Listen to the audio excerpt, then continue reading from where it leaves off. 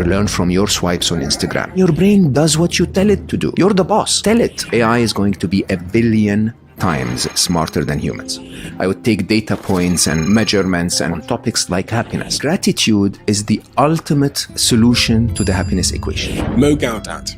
He is an expert on the topic of happiness. If everyone in the world listened to this podcast episode, the world would be a drastically better place. I was chief business officer of Google X. Through that network, I've connected with the wisest people on the planet. We have an app coming out in Christmas that is aiming to get to the point where we know exactly why you're unhappy. Literally the simplest surgical operation not known to humankind. But 5 mistakes happened, and 4 hours later, Ali was gone. There's nothing I can do to bring him back, but I can make his essence alive. My intention shifted from spending the rest of my life in grief to actually writing what he taught me so that I can share it with the world. Mo Gawdat. You know, I've done this podcast for the last 12 months, every week. And there's one name which my guests, the people that sit in front of me, the successful athletes, entrepreneurs, business people from all walks of life, and just generally ambitious, successful people kept saying, and it was Mo's name. You know, I hype up these episodes a lot, but I've never said this.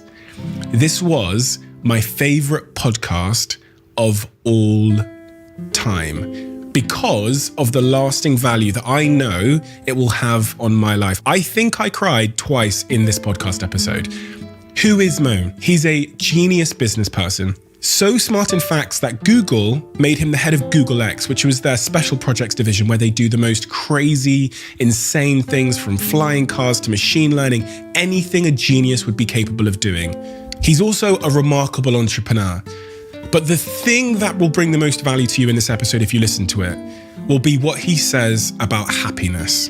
And some of the things he says today have just created these like personal revelations in my head where I genuinely feel that I have to go and sit down in a room alone and think about them for the next couple of weeks. Genuinely life-changing. And you've never heard me this enthusiastic on the podcast. So if you're ever going to trust me with an episode, trust me on this one.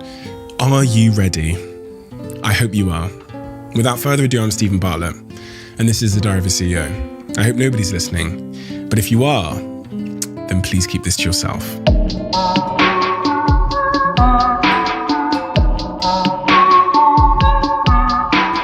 No. I guess my first question for you is, because, you know, when I look at the things that you write about, the topics you speak about so often, the businesses you've built, the areas of interests you have, and I see that they're so diverse, and also they're very smart, shall I say. Oh, thank you. My question is, what were those early personal, but also early professional experiences that have shaped the way you see and analyze the world? What is that context that we need to know about you? I think the thing that maybe shapes me most is that I was born in the East, raised in the East with the culture of the East, and educated in the West and worked in the West with the culture of the West. And in a very unusual way, I didn't judge either. I think there is so much value to learn in each of them, but they're almost exact opposites. And to be able to embrace both of them maybe has allowed me to translate concepts that are normally spoken about on one more than the other to the other. So most of my work really is highly dependent on my early math, love of mathematics, love of physics. I'm a very serious geek. I don't say that in public because it affects my, I just said it affects my CEO job, but I'm really geeky, like to the point that I was writing code until a few years ago. But I take all of that language of being very organized, very systemic, almost, engineered in everything. And I try to explain concepts like spirituality, like love, like humanity's position in the modern age, and so on and so forth. And I explain them in slightly unusual ways. I use, for example, quantum physics and theory of relativity to try and explain death. I use mathematics and theory of probability to discuss the question of the presence of a divine being, and so on and so forth. And I think the thing is, I have a brain defect somewhere that basically does not stop me from addressing crazy ideas. So I normally am writing 6 books at the same time, and I love it. I love it. I don't write for you. Sadly, I hate to say this. I write for me. So I get inspired by a topic, and then I build a structure. Literally, like we write subroutines in software. I write the entire, flow chart, if you want, of the book, and then leave it on my desktop, and then start to work on it. Sometimes for a year, sometimes for 2 years, and eventually something comes out that informs me and enriches me, and at the same time, interests people. You write for you. Oh, absolutely. So why did you write a book about happiness? That's the most selfish thing I've ever done in my life. I mean, if you know, my story was, so I was very successful at a very young age. So unusual. I mean, I'm born and raised in Egypt, educated in public school, public university in Egypt. So my biggest dream was I was going to become sales manager in IBM Egypt. That was my biggest dream. And look at what happened. I mean, I went through beyond my wildest expectations. Chief business officer of Google X is literally the second best job on the planet. Okay, and I had all of this, that people dream of at a very young age. At 29, I had the big villa with the swimming pool, with all of the money, all of the suits, all of the luxury cars. From 25 when I had nothing to 29 when I had everything, I had the most wonderful woman in my life, beautiful, wise, sensitive, loving, who gave me 2 wonderful kids, and I was clinically depressed. And it's not an unusual story where we keep chasing all of those things. I mean, my luck was that I hit my middle age crisis at 29 when I achieved everything they told me I was supposed to achieve, and couldn't find happiness. And so I ended up in a place where I started to research the topic, just like I would anything else, and I couldn't get a word. I just couldn't get it. They told me to meditate. My engineering mind was like, tell me why, explain something to me, tell me why it works, right? If they told me to say Om, I would get really angry. I still don't say Om, right? But the idea is my brain wouldn't get it. And instead of me rejecting that, I started to look at those topics as an engineer. So I would start to do literally, like the scientific method. I would take data points and measurements and try to do fitting lines and curves and charts on topics like happiness. And it started to work for me. So 4 years in, I started to really become a little better. And I would go back to my wonderful son, Ali, who was born a tiny little Zen monk. He knew those things instinctively. And even as a young child, age 8, I think, was when I started to discuss those things with him. He would listen there and ask me a couple of questions, clearly to entertain me. And then basically say, well done, Papa, this is amazing. You could have just asked me, okay? And then he would literally explain it to me from the heart. So how the heart feels it. I would get how the left brain sees it, and he would get how the heart feels it. Your son at 8? He was so wise, Stephen. He was so wise. Ali, when he was 16, I promise you, my friends will tell you, I publicly announced, when I grow older, I want to be like Ali. He was a very unusual being, and he spoke very little, very, very, very little. He was either laughing all the time and being silly and goofy, or when you asked him a serious question, he would stay silent and then speak 8 words, okay? And those 8 words would literally reshape your world, okay? And I noticed that at a very young age for him. And so I started to consult with him on a lot of topics, And on happiness specifically, together we ended up with a model that worked. We had the happiness equation, we had the happiness model, and it worked so well that when we lost him, sadly, when he was 21, my intention shifted from spending the rest of my life in grief to actually writing what he taught me so that I can share it with the world. And that basically determined the next life for me after the life of the executive and the chief business officer and the stock options and the luxury and the cars. That second life really was the result of his departure. And during that period, the inspiration that inspired you to write the book, at the very beginning and go on that journey to really find the answer to happiness, you said you were clinically depressed. Yes. Now, for people that don't know what that means practically, Can you give a description? Nothing would make me happy. And you can literally, so I interviewed Ruby Wax on my podcast on Slow Mo, and Ruby was known for her sometimes, depression and sometimes teaching. And she would describe it as they cut your head off and fill you with concrete when you're depressed. You're unable to do anything. You're unable to enjoy anything. You're unable to engage, right? And it comes in different layers. But for me, the challenge was I was so successful. I literally could print money on demand. I mean, there were times when my wife would say, "Can we change the car?" And I would say, "So what would you like?" And she would say this, and I would say, "Okay, wait until Wednesday." And I would be on the stock market, trading for a few days and making money. Right? It was so crazy because of my math skills before the age of machine trading was really as entrenched as it is today. I could make money on demand, and yet I poured that money on my life, and I couldn't find happiness. Okay, and that really shakes you, because now you can get the vacations they're talking about. You can wear what they told you is going to make you happy. You can buy the things that they told you is going to make you happy, but nothing's making you happy. And then it started to reflect on my family. And I remember vividly the turning point was a Saturday morning when, my daughter, Ali, my son, was that little Zen monk. My daughter is life itself. She truly is pure joy. Okay. And she was, it was a Saturday morning. She's jumping up and down in joy, saying, "Mommy said we're going to go there. Can we stop and get, ice cream on the way? Can we do that?" And she's so happy. And I was doing whatever busy people do, reading an email or whatever crap. And basically I looked at her, slowly raising my head in grumpiness, and said, "Can we please be serious for a minute?" Okay. What's serious? She was 5. And I could see with my own eyes as my beautiful daughter's heart broke. Okay. And I think to me, that was basically the moment where I said, I can't live with this person anymore. I can't live with me.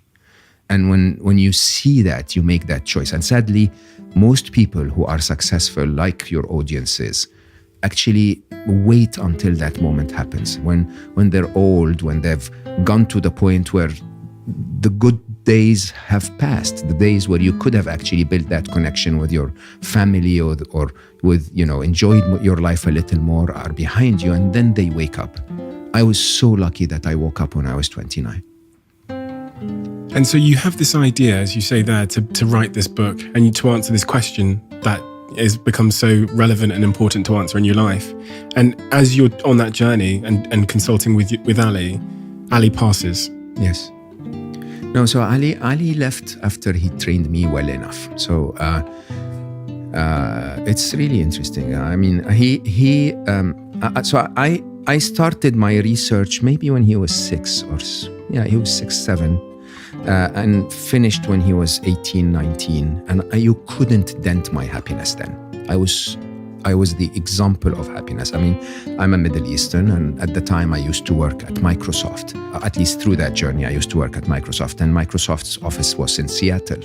So I would fly every month for a week to Seattle, from Dubai to JFK, and then from JFK to Washington. And every time I landed in JFK, I got that random security check where they give me a red envelope and take me to Homeland Security. It was really not the kindest of treatment, if you want, with a stupid smile on my face. Like, I flew 12 hours, then I stood in line for an hour and a bit, and then they gave me that envelope, and there is a guard walking next to me now, assuming I'm a criminal until proven otherwise, and they sit me in that room, and I have that stupid smile on my face. Nothing could dent my happiness. Okay? I have beautiful thoughts inside me. I have compassion for every one of those officers, that they're just doing their job. And of course, they're worried about their country. And it's really weird. And to the point that I did this 37 times in a row. Okay? And to the point that I would walk into the Homeland Security office and the officers behind the counter would go like, "Mr. Gates is back." Okay, they know I'm the guy from Microsoft. I've been there last month. I would walk to the counter and they say, "Answer the same 10 questions we asked you last time." So I would say, "This is my name, this is my mother's name, this is right," and go through them one by one without a dent in my happiness. But then life tests you. And by the way, I mean, we can talk about this, but of course, you can feel unhappy, but I found a way to always come back to happiness if you want. And then life tests you, and I think life nudges you. It seems that Solve for Happy needed to be written, okay? And I had the notes for it in 2011, but hey, Chief Business Officer of Google X, busy. And I kept delaying it until Ali basically came to visit us in Dubai, 2014, and he was diagnosed with a very simple appendix inflammation. And it's literally the simplest surgical operation known to humankind. It's literally a 4 or 5 minute thing. But 5 mistakes happened, 5 in a row. Every one of them was preventable. Every one of them was fixable. But 5 in a row fixed wrong. And 4 hours later, Ali was gone. Yeah, I mean, it's easy to understand how it feels. Even today, 7 years later, losing a child is just the hardest thing ever. At least for me, it's the hardest thing ever. Like, if life had taken all my money and all what I've achieved and, made me homeless, it would have probably felt less painful than losing him. But our reaction was very, very unusual. Instead of trying to, fight with life, I simply said, okay, he's gone. There's nothing I can do to bring him back, but I can make his essence alive. I can keep his essence in this world. And his essence to me was what he taught me. He saved my life with what he taught me about happiness. And so I sat down to write. First time that I really write in English, as English is not my first language. I wrote for 4.5 months straight. And, if you've read The Alchemist by Paulo Coelho, when you know your life's purpose, the universe conspires to make it happen. I just can't tell you what happened since then. I mean, every part of the universe is just pushing for this mission to work. From finding my agent at a time where he was actually not feeling great about his life. So he kept saying, can you send me another chapter? Can you send me another chapter? Until I sent the whole book saying, well, what's he going to do with this? And then literally we meet and he basically says, can I please represent you? We go out, meet 17 publishers within a week in New York, in the capital of publishing. And then things roll to the point that I came here in the UK literally a week after the publication of Solve for Happy, and I had that interview, very famous, with Channel 4 News, which within 3 days was the highest watched news clip on the history of Channel 4, to the point that the CEO is starting to wonder, like, I've been broadcasting violence and war for the last I don't know how many years, and my highest watched clip, at the time it was 37 million views, is about happiness. Okay, which obviously is understandable. It is the pandemic of our time. Within 3 days after that, we were watched 87 million times. Okay, more than double the highest. And the movement was starting. The 1 billion happy movement was starting. Basically, I think it was a very strong confirmation to the world that this is something the world needs. And you can actually feel today that there is a shift, not because of me only, but because there are so many people coming into this. There is a big shift now between employee satisfaction and employee happiness, between, let's just work on mental health and actually let's work on happiness, and so on and so forth. It seems that the world is getting it, that we're not supposed to be grinding ourselves and giving away our lives for things that we think are going to make us happy. We might as well be happy and get everything as a result, because we can then be successful, we can be engaged, we can be lovable, we can be, supported, and so on and so forth. It's just remarkable in my mind that you can lose the most important thing to you, as you've described it in your life, your son, to human error, and still not fall into resentment or bitterness or what would it do? Regret. What would it do? I mean, of course. I took steps to make sure that things are corrected so that no one else gets hurt, right? But what would it do? I mean, I was very prominent at the time. When Ali died, I was Chief Business Officer of Google X, but I was still between Dubai and California. So I spent half of my time in Dubai. And it was after 7 years of being Vice President of Emerging Markets for Google. So I had opened half of Google's offices globally. I was very well connected to the business leaders and government leaders in Dubai. And so when Ali died, we got a call from the top of the Ministry of Health saying, we heard what happened. I'm so sorry, Mo. Would you mind if we perform an autopsy on Ali's body to get to the bottom of this? So I looked at his mother sitting next to me, most wonderful woman on the planet, with her eyes teary. And I said, Nibel, would you mind if they do that? And she raised his head and said, would it bring Ali back? And that one sentence anchored us in the truth, okay? You see, the problem with grief is that the cycle of grief takes you 5 steps. The very last step is acceptance, okay? And that step of acceptance could take you 70 years sometimes. For us, the truth was glaringly obvious 4 hours later. There's nothing you can do to bring him back. This is it. And the finality of death is so corrective of all of our human illusions. This is it. He's not coming back. So what can you do now? And my brain started to attack me. My brain started to say, you should have, the one thought for the first few days was, you should have driven him to another hospital. You should have driven him. Until I said to my brain, like, okay, I wish I could go back and drive him to another hospital. I can't. So can you please bring me a thought I can act upon? Okay. And so I had a couple of days of silence, and then my wonderful daughter comes to me. They were very, very close. And she said, Papa, Ali had a dream a couple of weeks ago, and he called and told me about it. And I think it's very relevant. You need to know. Okay. And I said, what, baby? And she said, he dreamt he was everywhere and part of everyone. And that it felt so amazing that he didn't want to be back in his body. And when she told me, I still tear up thinking about it today. When she told me this, my blurry brain could only listen to, this is my master giving me my target.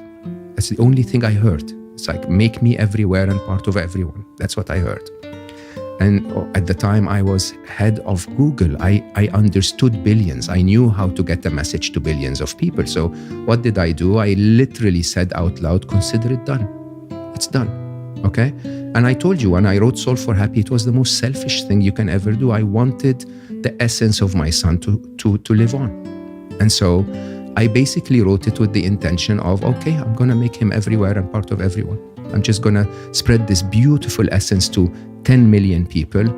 And then, I don't know, 70 years later, through 6 degrees of separation, a tiny bit of him will be everywhere and part of everyone. That was my blurry brain. But maybe it was also life's way of saying, share something, do something useful. Enough building phones and building, faster engines, and, maybe the world needs something different. Maybe share something that actually is needed by humanity. Is that where that 10 million number came from? 10 million was the original target, yeah. 10 million happy was, and at the time it felt crazy that we were shooting for 10 million. But again, with things like Channel 4 alone, I think by week 8, we had reached 137 million people. Crazy. Okay, but we don't measure those, by the way. We don't measure just the views. We measure how many people took action in terms of receiving the message. So it's basically 1 billion happy today is 3 steps. Step 1 is we're going to send you a message that wakes you up, that tells you happiness is your birthright, and it's highly attainable. It follows an equation. Okay, so you can actually do certain things and you will be happier, right? The second, once you get that message, that's not enough. We count you as 1 of billion happy if you take 1 of 2 actions afterwards. Either you invest in your own happiness, right? So you invest in your own happiness by going to another piece of content, shifting to, read a book or watch another video. We can see that you're investing in your happiness, asking me a question, getting in touch, whatever that is. Or you share happiness forward, okay? And the entire Ponzi scheme, if you want, of 1 billion happy is built on the idea of, we hope that as a small team, within hopefully the next 10, 12 years, we will have cultivated 1 million champions that will make 1 billion people happy as their own mission, and then we will get completely forgotten, okay? Because it's the only way for it to succeed is that it's not counting on, one person or one face or one team, because the team will get dismantled and I'm, going to disappear. And it has to be a movement, right? And so the whole movement is on that pillar number 3. Pillar number 3 is you got a message of happiness. It might have touched you. Can you share it to 2 people? And ask them to share it to 2 people and ask them to share it to 2 people. Simple exponential curve, simple Ponzi scheme, really a positive Ponzi scheme, okay? And it's been working. We think we're at 51 million, which is not the biggest number, but you understand the law of accelerating returns, right? So if it's now, if we can do this again in 4 years and then that becomes 100 million and then the 100 becomes 200 and so on, who knows? Who knows? We may get there. And the mission is, I guess, the banner of the mission is Solve for Happy, right? Is that no. Right? So no, actually not at all. So books don't go to millions. That's the truth of books. Okay, the books allow me the opportunity to sit with you and spread this to your audience. Okay, but the mission is much bigger now. So the pillars of the mission are, there is a tremendous amount of content that I put out there. I mean, if you search for my name on Google, you'll have hundreds of hours of videos. I'm tireless. I did, yeah. I watched several hours. and some of them are, Stanford University classrooms, and some of them are short conversations with, insightful people like yourself. And there is hundreds and hundreds and hundreds of hours of content. But that's one side. The other side, of course, is through that network, I've of course connected with the wisest people on the planet. So, when I was chief business officer of Google, I would be connected to prime ministers and business owners. Now I'm connected to His Holiness the Dalai Lama, the top monks in the world, the top teachers in the world. And so I brought all of them together on my podcast on Slow Mo. And Slow Mo is a very unusual, because it comes from a chief business officer, right? Basically a simple message to say, take a little bit of time to slow down and reflect. Okay, and it's not me talking; it's the wisest people on the planet. Like, I get blown away every time. Okay, and so that's another element. The other element, of course, is training material. So we're working on that. We have an app coming out in Christmas that is actually really promising. So we're building an artificial intelligence-based happiness assistant, which covers a very interesting gap that we're all unhappy, but we're not all unhappy for the same reasons. And so if I dispatch content at you that is irrelevant, okay, I'm probably going to piss you off rather than make you happy. So the app in version 1, it's not perfect yet, but in version 2, we're aiming to get to the point where we know exactly why you're unhappy. And so we're able to actually show you enough learning and enough practice that can allow you to find the path back to happiness. So it's more intelligent, if you want, not in understanding happiness, but in understanding unhappiness, if you want. So to understand what happiness is, you have to understand the cause of it. Yes. And you write about that extensively in Solve for Happy.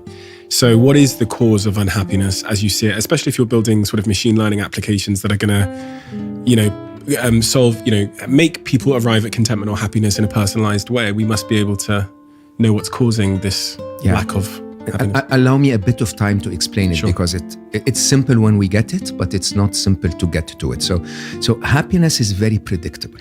Okay, if you look back at any point in your life where you ever felt happy, there is one commonality across all of those moments that can actually be documented in a mathematical equation. Okay, you've never felt happy because of a specific event in your life. Okay, take for example rain. Rain doesn't make you happy or unhappy. There is no inherent value of happiness in rain. Okay, rain makes you happy when you want to water your plants, and it makes you unhappy when you want to sunbathe, right? And so it's not just the event, rain, it's the comparison between the event and an expectation in your mind of how life should be. Okay, if you're worried about your plants, then life should be generous to me and get me rain so I can water the plants. And if life does that, then life meets your expectations and you're happy. Okay? And so happiness in that sense becomes equal to or greater than, so it's really mathematics, your perception of the events of your life minus your expectations of how life should be. Okay? And apply that to anything. Apply that to anything. So, my favorite example is nature. We're all happy in nature. Why are we all happy in nature? I mean, you go out there and there are ants and there are flies and, trees are crooked and there are, shrubs everywhere and bushes, and it's just really not that hedged and organized. But that's what we expect. So, nature's chaos is what we expect nature to be. And so we feel happy.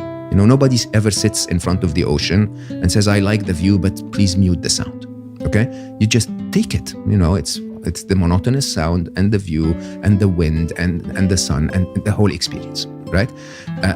And because of that, happiness becomes very different than what was defined to us. Okay?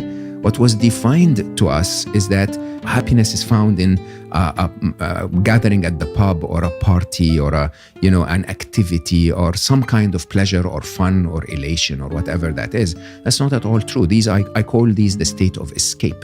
Okay? Happiness, as per the definition of the happiness equation, is events equal to or beating expectations, life going my way. Okay? And so basically happiness is that calm and peacefulness you feel when you're okay with life as it is.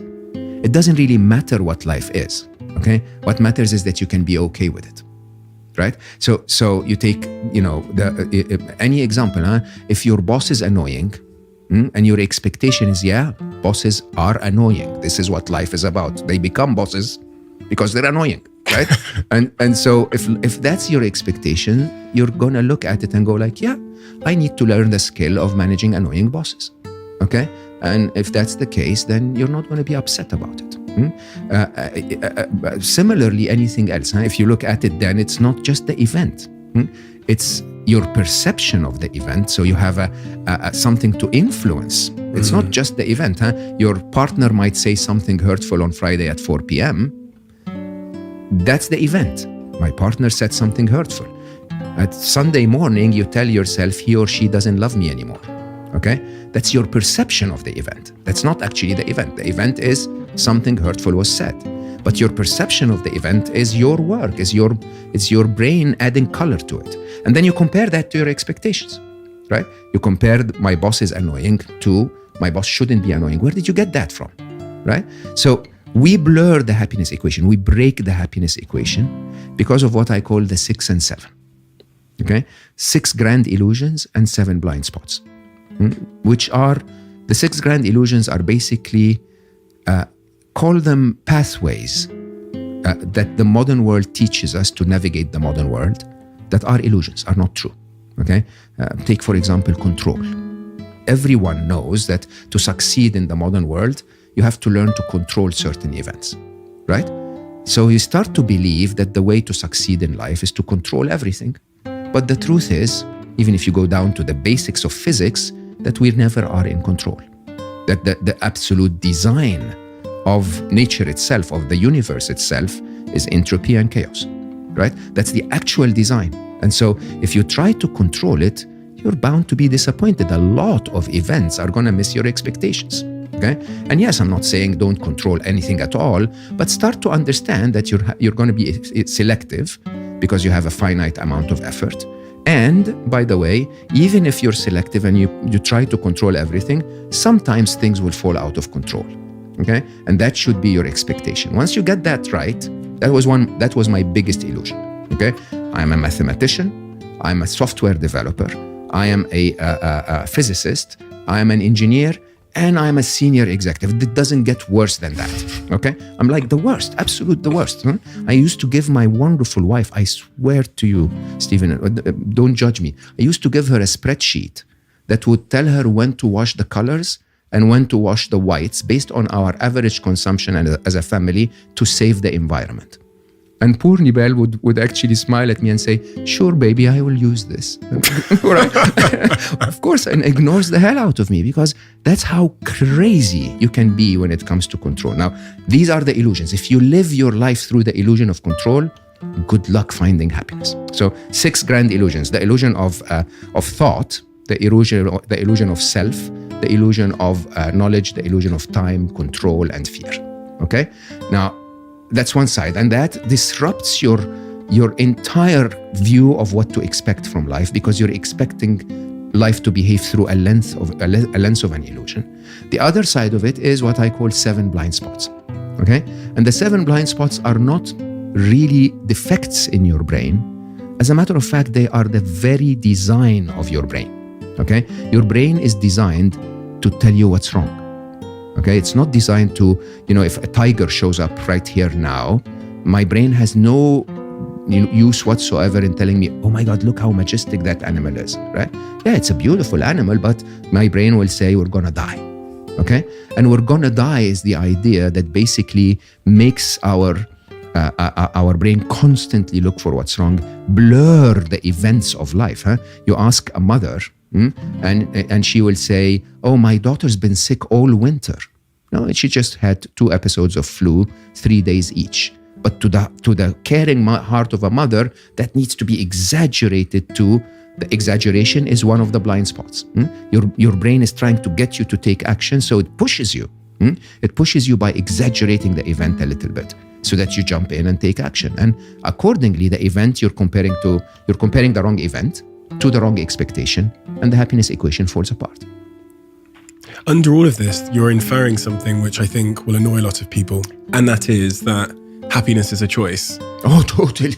And that you can choose to be happy. Totally. And that if you're unhappy, and really for many circumstances in our life, day to day, in work and love and relationships, personal responsibility is the answer, and entirely on you. And a lack thereof is the cause. Absolutely. You know what you just did?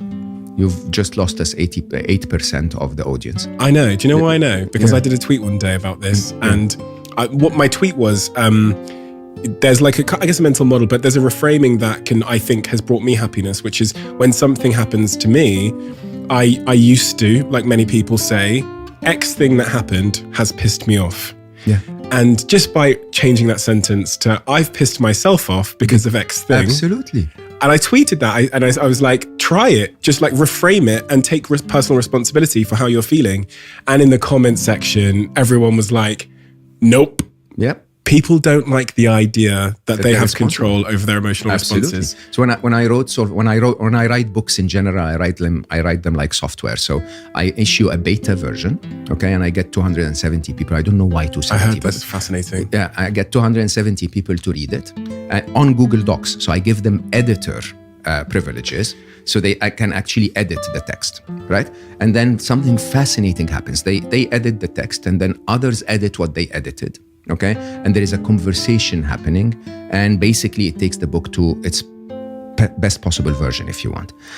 In Solve for Happy, I had a sentence on page 11 that basically said exactly what you said. Happiness is a choice. Okay, and at that page, I lost 8% of the readers. Okay, and I looked into the information that they gave me about themselves, the early readers, and most of the 8% that left were already in depression. Okay, and to tell someone it's your responsibility to get yourself out of this horrible place that you're in is quite disturbing, because we like the idea of saying, no, hold on, no, it's not me. Life is treating me really badly. That's why I'm not happy. Okay, I can't do anything about it. Life took my son. Life took my son. I have the right to be unhappy. Yes, life took your son. That's true, and you have the right to be unhappy. But you're never going to get out of unhappiness if you wait for life to bring him back, or you wait for life to correct its action. Okay? The only way you can come out of unhappiness is if you choose and say, okay, it's going to be a long journey. It's going to take a lot of time. Okay? And I'm going to try, but I'll get there. And neuroplasticity proves that. Neuroplasticity basically tells you that if you just run a happiness kind of activity once a day, every day your brain will be better at it. And I mean, please don't get me wrong, but what do most of us do every day?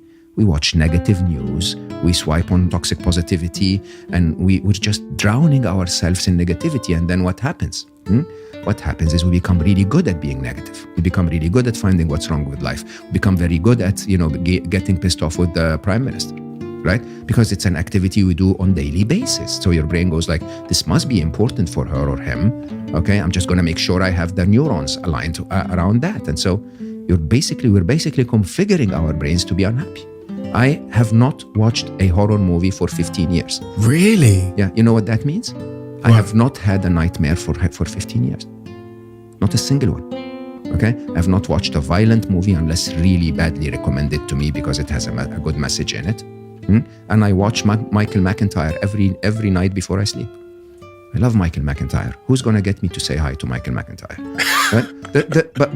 But think about that practice. Huh? My brain before I go to sleep is laughing. Is laughing. That's a choice. That's a choice.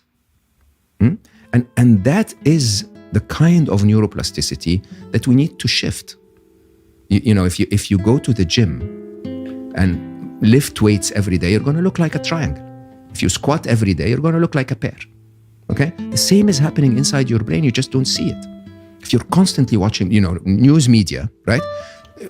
You're literally building your muscles that are concerned and are, critical and are worried about the world, when in reality, most of the time, you can't do anything about it. Like, okay, so I'll give you a very strange example. When I was locked down, first lockdown, I was in London. Second lockdown, I was in Canada. Okay? As the lockdown was approaching, I stopped watching news after April 2020. Zero news. Okay? And by the time I was in Montreal, someone texted me and said, hey, by the way, did you know we're going to Code Red tomorrow? I said, yeah, what's Code Red? She said, all restaurants are closed. You wear a mask everywhere. I said, good. That's it. That's all the news I needed to know. Really. Okay? People would go like, no, how come? You need to know the numbers and the statistics and the death rate. No, I don't. Okay? Someone else is doing this. And by the way, if I know it and I don't like it and I don't believe in what they're doing, I'm going to be locked down anyway. So can I waste my time, or actually utilize my time in building a podcast that becomes one of the top 0.5% of all podcasts globally? Isn't that a better use of my life than just watching the news and creating that illusion for myself that I can actually influence anything, when in reality? So, I normally advise people and say, look, if you've been following a certain topic for the last 2 months and have not been able to influence the decision on that topic for the last 2 months, you're useless. So stop watching that topic. Okay? And start choosing topics that you can champion. Okay? 1 or 2, because you're human. You're not, you're not Superman. Find 1 or 2 real, purposes that you actually care about, and try to learn enough about them, enough depth about them to influence them. That's the way to make the world better. That's the way to make your life better. And yeah, climate change is really something very important, but it's not on my agenda. I don't work on climate change. I work on happiness. That's my part of life. Okay? Someone else I trust will be working on climate change, which I believe is as important, if not more important. But it's not mine. I don't need to watch everything about it, okay, and concern myself about it all the time. I need to be updated. I need to do my part by really changing my habits as a human, but that's it. That's as far as I go. There's something in there which is clearly a theme in, I think, 3 topics we've touched on: the passing of your son, you talked there about COVID, and other elements, which is this theme of like radical acceptance. Oh, absolutely. Like instant radical acceptance. Oh, absolutely. I mean, this is what I call the Jedi Master level of happiness. So there are 3 levels of happiness, right? If you really think about it, I call it the happiness flow chart. Events are going to piss you off. It's just the truth. If you can manage to acknowledge your emotion and say, "Oh my God, I feel. Am I angry? Is this anger? I mean, is this what I'm feeling?" And then you take that feeling and you say to yourself, "Okay, interesting. I am angry. I need to do something about it. I will give you 3 steps." Okay. The beginner's level is ask yourself if what you're thinking is true. Your partner said something hurtful on Friday. Your thought is he or she doesn't love me anymore. Okay? Ask yourself if that thought is true. If it isn't, drop it. There is no point to be unhappy. If it is, then let's go to the black belt level of unhappiness, which is, can I do something about it? That's the second question. Is it true? Is question 1. Can I do something about it? Is question 2. Right? And honestly, by the way, it doesn't take more than 2 seconds to feel the emotion, ask yourself if it's true, and then go to can I do something about it? And if yes, then do it. What are you waiting for? Text him or text her and say, baby, can we please talk over dinner? What you said on Friday hurt me. Okay? Instead of just banging your head against the table, hoping that they will find out and come and say, oh, I'm so sorry. You know, I was teaching, this story really hurts me. I was teaching, you know, before lockdown, I taught a lot of people in workshops and seminars, more than 20,000 people. One day, one of them comes to me in the first break and says, what are you talking about? What do you mean happiness is a choice? You have no idea what happened to me. Okay? And I said, okay. And she said, when I was 17, she was 74 at the time. Can you believe that? 57 years of holding on to one thought, hitting her head against the wall. Right? And I hugged her. I cried. And I said, did it work? Did all of that work? Or was the better thought, okay, it was horrible, but can I do something about it? Okay? And that's question number 2. That's black belt. Sometimes, however, there's nothing you can do about it. Whatever she experienced could be irreversible. What I have experienced, the loss of Ali, is irreversible. There's nothing you can do about it. Okay? And I'm not asking everyone to get there quickly, but the Jedi master level of happiness is to say, okay, it happened and I have no choice to change it. There is nothing I can do to fix it. So can I accept it, but not surrender and lie down and, you know, and die? Accept it and then start to do something to make my life better despite its presence, or maybe because of its presence. Okay? Can I accept that Ali died and start to spread his message so that my life and the life of others become better? Can I accept that I'm locked down and start my podcast so that I can use the time where I'm not traveling? Can I do that? I call that committed acceptance. Okay? And it's very simple. If you commit and accept, if you accept things you can't change and commit to make your life better despite of or because of their presence, nothing can beat you. Nothing can beat you. And yeah, is it horrible that I actually managed to move on and you know, not hit my head against the wall for 27 years? Does that say I don't love Ali? What are you talking about? I adore Ali. I cry about missing him still today, right? It's not that, there is nothing to prove in that. What I can prove is I love him so much that I actually dedicate my life to spreading his message. That's so much better than sitting there and saying, life hit me. I don't like life, right? Okay, that's a 6-year-old attitude, honestly, okay? Adults will say, okay, and especially business people, I mean your audiences, the market changes all the time. Do you sit down and go like, I lost another deal? Or do you just get up and say, why did we lose this deal? What can we do about it, right? And if there is something wrong with the product, can we change the product, right? What you talked to there about business in particular rings very, very true, because in business, and you've been, you know, very successful entrepreneur yourself and worked with teams, you'll get people who are high in defaulting to logic in moments of chaos and also default to personal responsibility, and those that don't. Yeah. And the outcomes of both groups are quite predictable. Very different. And actually this approach of, is it true? Can I do something about it? Can I accept it and commit? I learned that in business. Okay. So I've spent most of my career, I was managing managers. And what do managers do? They open your door and they sit down and complain. Okay? And after a while, it becomes too much. So my attitude was very straightforward. I would give them 10 minutes to vent, then 10 minutes to ask them, is this true? Okay? Is there anything you're missing? Is the legal team also nice, not just making your life miserable, right? Have you seen evidence that they've helped you before? So, you know, is it true? And then I go like, so now, great, last 10 minutes of the meeting, what are we going to do about it? Are we going to be able to improve it, fix it, or are we going to accept it and do something despite its presence? And it's a very simple business approach. Now, most of us do that in business. But when it comes to our personal life, we don't do that. And interestingly, most of us, by the way, who do that in business are very successful in business. And most of us who do that in life are very successful in life. It's not just happy. It makes us successful because it doesn't waste our cycles on things that are not necessary. So if you can do it at work, do it at home, do it in your life, do it in your relationships. It's really a very straightforward flowchart.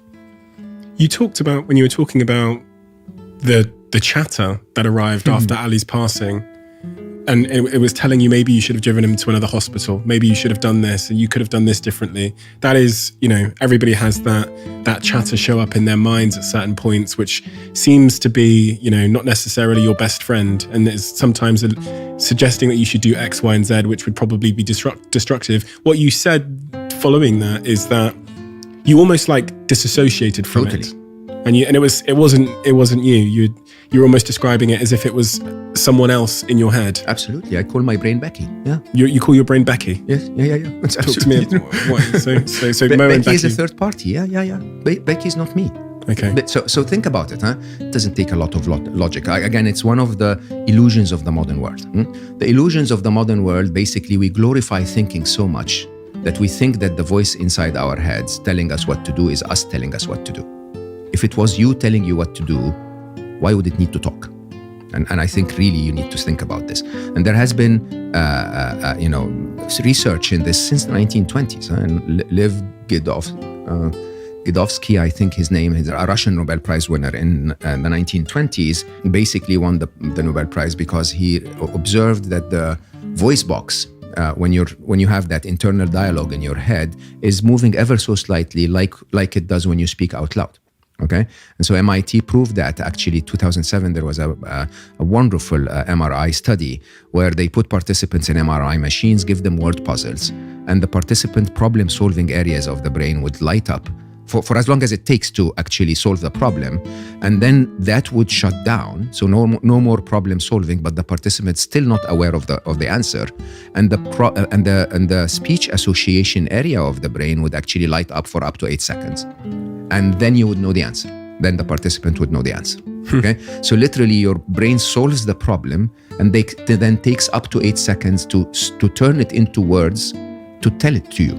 Your brain is literally talking to you. It's not, I think, therefore I am. It's, I am, therefore my brain thinks.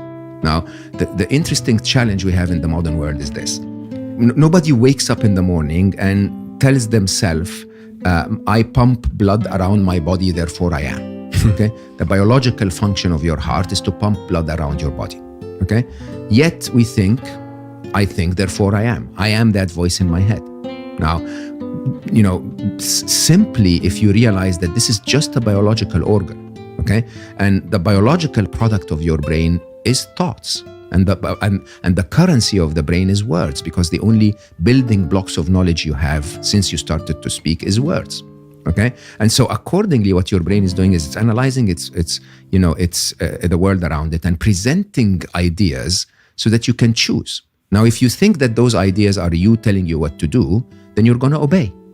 Okay, if it says, "Oh, life is miserable," then it must be true. Life must be miserable, but that's not the truth at all. If me and Becky are two different people, I can debate what Becky's telling me. I can refuse to obey what Becky's telling me to do. And I can tell Becky to shut the F up. Do you understand that? And I actually do it very often. I'm like, I'm working on something and Becky comes up with an idea. Oh, your daughter doesn't love you anymore. I'm like, Becky, we're going to talk about this at 6. It's as simple as that, right? And your brain does what you tell it to do. I mean, anyone listening to us, if you tell your brain, raise my right hand, your brain is not going to raise your left foot. It's just going to obey. Just tell it. You're the boss. Okay, so when your brain poisons you with all of those thoughts, follow the flow chart. Okay, Becky, vent a little bit. Then tell me, is this true? Is there something I can do about it? Can we accept it and do something despite its presence? How difficult is that? And so most happiness practitioners, I interviewed my dear, dear friend Matthew Ricard on Slow-Mo. And Matthew Ricard is known as the world's happiest man. So 63,000 hours of lifetime meditation. Okay, his brain circuitry is literally different than ours. Okay, and I asked him and I said, Matthew, so do you sometimes get unhappy? And he laughed and in his funny French accent said, what are you talking about? No, I'm pissed off all the time. Okay, and basically all happiness experts will tell you unhappiness is a survival mechanism. It's alerting you. Your brain is saying, hey, something is not perfect. Can you please look into this? Right? The game is not to avoid that. That's actually harmful for you. You want to be aware of the things that might go wrong. Okay? The game is how quickly do you bounce back to happiness. from that moment where your brain says something is not right, how quickly do I go back to happiness? And I don't brag about this, but I say to encourage people. If I am allowed to teach people about happiness, I need to be the Olympic champion of the sport. Okay? So I promise you, and I'm not bragging, on average, it takes me 7 seconds. From the time my brain suggests that something deserves my happiness to the time I either dismiss it because it's not true, or decide what I'm going to do about it, or decide to accept it and think what else I'm going to do, is 7 seconds. 7 seconds. Okay? Yes, sometimes I get stuck in, maybe 3-4 times a year, I get stuck in something that takes me, a day to overcome. But most of the time, it's a very simple flow chart. It's a very logical process. And you've had to train yourself to get to that point. It's neuroplasticity. It is go to the gym. Okay? Write the flow chart on a piece of paper, and every time your emotion changes, look at it. Is it true? Can I do something about it? Can I accept it and do something despite its presence? It's really that simple.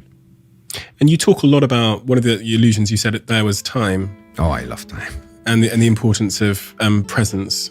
What role does time in being present? Because you talked about that, the world's happiest man, as you described him, being a great meditator. And I think from what I understand about meditation, although I'm not an expert, much of that is about bringing us to the present moment. Totally. I mean, there are two sides to time that we need to understand. One you can easily understand from theory of relativity and Einstein's view of space-time.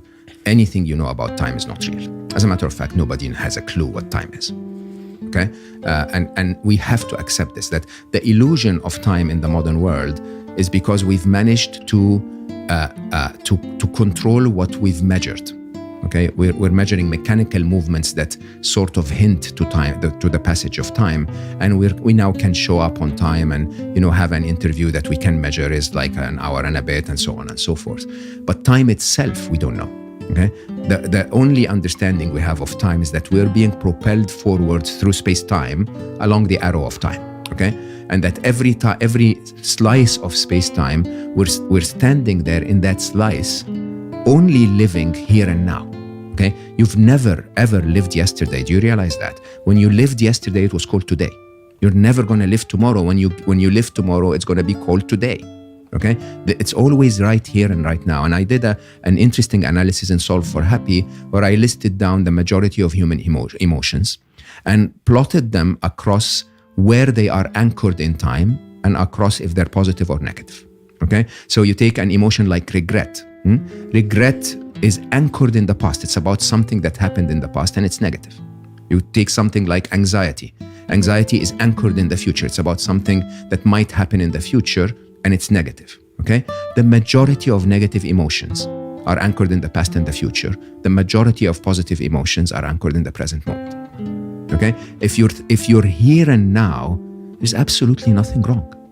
I mean, think about it this way. If you're listening to us having this conversation as one of our listeners, by definition, there is no tiger trying to eat you.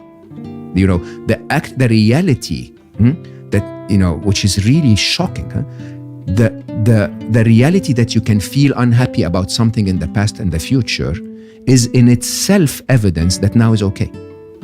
Because if there was a tiger trying to eat you right now, you wouldn't be thinking about losing your job in 3 weeks. Okay? Yeah. So the truth is, every time, remind yourself that the fact that I'm thinking about past and future is itself evidence that now is fine. There is a roof on top of my head. I'm obviously not starving. Okay? You have an electronic device that allows you to listen to us. Life is okay. That's so crazy. I've never actually thought about that idea of practically of what you just said then, of that the person listening to this now, focusing on the sound of my voice, is not actually unhappy now. Absolutely not. They're not. When they stop listening to it, their thoughts might descend into unhappiness, past, future regret, whatever. But as they're listening to this, they're not actually in the state of unhappiness. They have to stop listening and stop engaging and think about something else. Yeah, to create space for that. Remember Inception? Yeah. The beginning of Inception, the question was, what is the most deadly parasite or whatever? I don't remember. And he said, it's an idea. An idea. You have never... There is nothing in your life that has the power to make you unhappy until you turn it into a thought, a negative thought, and turn it into your head and torture yourself with it. Simple as that.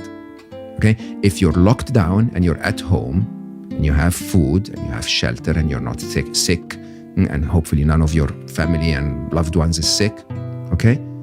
The only way you can get yourself to be unhappy is to say, I don't like this. I want life to be different, right?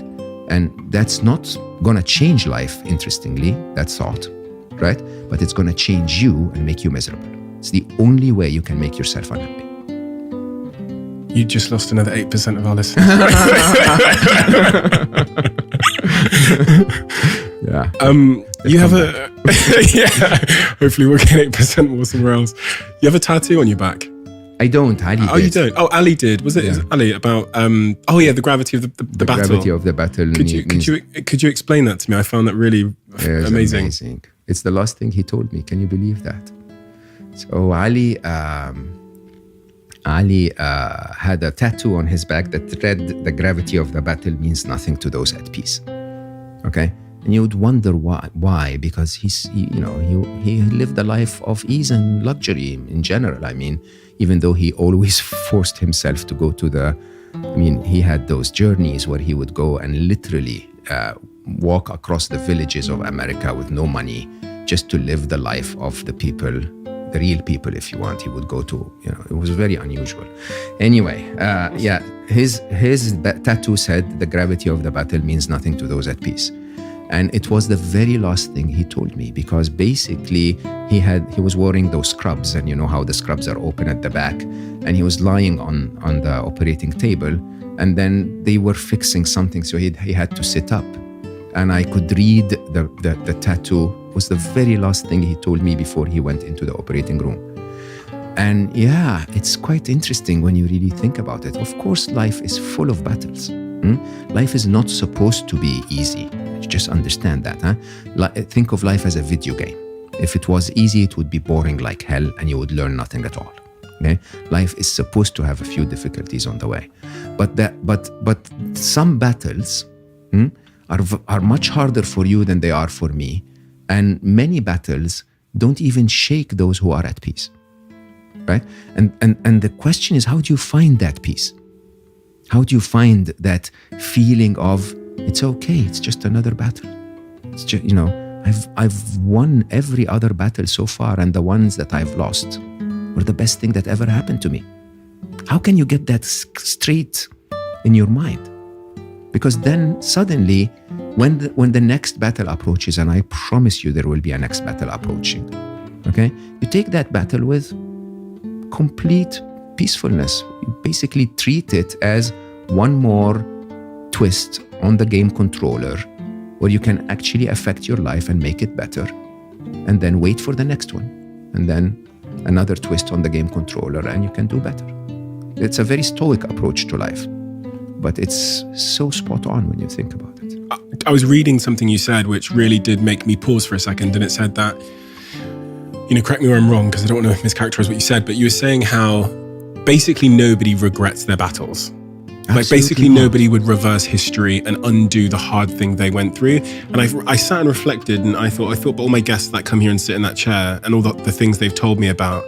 And I thought, I think you're probably right. 0.1%. So I ran an experiment. So in the chapter about control, I wrote something that I call the eraser test. The eraser test is a thought experiment. At Google X, we've developed something that can pinpoint a memory in your life and go back to that event and erase that event from your timeline. Okay? Not the memory of it, the actual event. It will erase the whole thing. And I ran that experiment with maybe 12,000 people, where I basically tell them, first, write down an event that's traumatic in your life. Second, make a choice. Do you want me to erase it or not? Third, be aware that if you erase it, you're going to erase everything that happened as a result. Every friend that you met as a result, every learning that you had as a result, every resilience that you developed as a result. Would you still erase it? And 99.99% of people said no. I'd keep it. Okay? And these were very traumatic events. It's not just some bully at school. Huh? So, I will tell you openly myself, I cried on stage in 2019 because someone asked me and said, now that you have the eraser test, would you erase the death of Ali? And I wouldn't. Because I will tell you openly, if you know my son, If I had told Ali before he died that his death would make 51 million people happy, he would have said, kill me right now. And I don't know. I mean, is it radical acceptance, or is my brain telling me this? But most of the time, the person that you are is the result of those moments. It's not the result of the easy parts. And you would never erase it. 99.99% of the people would not erase it. Easier said in hindsight, I guess. Of course. Yeah. But then let's extrapolate. If I would not erase 99.99% of the harsh events in my past, why am I thinking that this one is the one that's going to stick? Think about it. If all of your past harsh experiences were painful then, but enormously important now, then maybe this one too will be enormously important. Maybe this is the one that's going to make you who you are. Reminds me actually of something you said about death as well, because much of the reason, I think, again, correct me if I'm mischaracterizing, but you said that people fear death because of the uncertainty it brings and not knowing what that, the life after death, or that, that will look and feel like. And I reflect on what we're talking about with this eraser and say, I think a lot of the reason why I might not choose to erase traumatic events in my life or the worst things that have happened to me is because then I don't know which way that kind of my life would have gone then, and it could have gone in a worse direction. So in this current moment, I feel somewhat content. I'm talking about the potential, what are those 99% of people that you described. And there's a chance it could be worse if I use that eraser. So I'm not going to use that eraser because... Correct. Yeah, correct. And most of the time, yes, when you look back in hindsight, you start to recognize all of the benefits that came with the trauma. And most of the time, interestingly, the way the physics of life work is that the benefits outweigh the trauma. Interesting. Quick one. I talked to you guys about Huel a lot, so I'm going to do a quick intermission to tell you about a bit of a change that's happened in the last 2 months in my life. As you guys know, my favorite Huel product historically has been the ready to drink, which is these bottles here. They are nutritionally complete. However, recently, since Huel introduced the Huel protein, this now plays a huge role in my diet. The salted caramel flavor protein from Huel, which is only 105 calories and has 26 vitamins and minerals and 20 grams of protein, serves two roles in my life now. First thing I do when I wake up in the morning is I have a glass, and then at nighttime, after I've been to the gym, straight after the gym, I have a glass. It tastes amazing. If you're gonna try it, follow my instructions here. Get a couple of cubes of ice, put it in a blender, put on the salted caramel protein, and it tastes like a delicious smoothie. I've already gone through one tub of this. I'm actually on my second tub and I've got 2 more tubs to go before I'm going to reorder more. But genuinely, the salted caramel flavor, maybe because I have a liking for salted caramel, for me has been a game changer. I wrote a book called Happy Sexy Millionaire.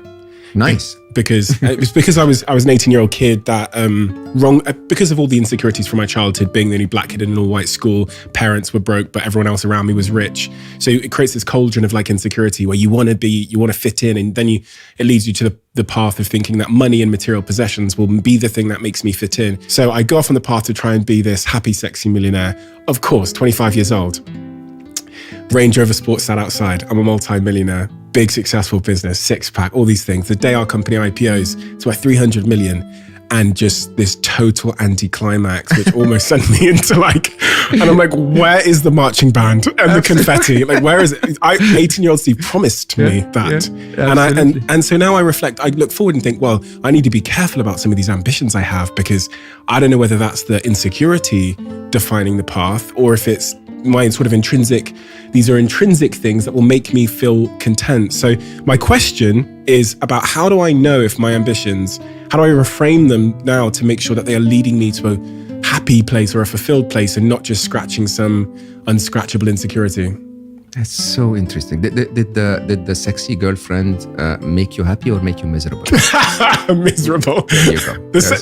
The sexy one made me miserable, but the one that didn't care about being sexy and cared about other things, had those good values, made me much happier. Did the Range Rover break down anytime and annoy the hell a couple of times. It got smashed up. People broke into it all the time. And there you go. It cost a lot of money and hard to park. So I think we need to differentiate between two sides. One is ambition, and the other is expectation.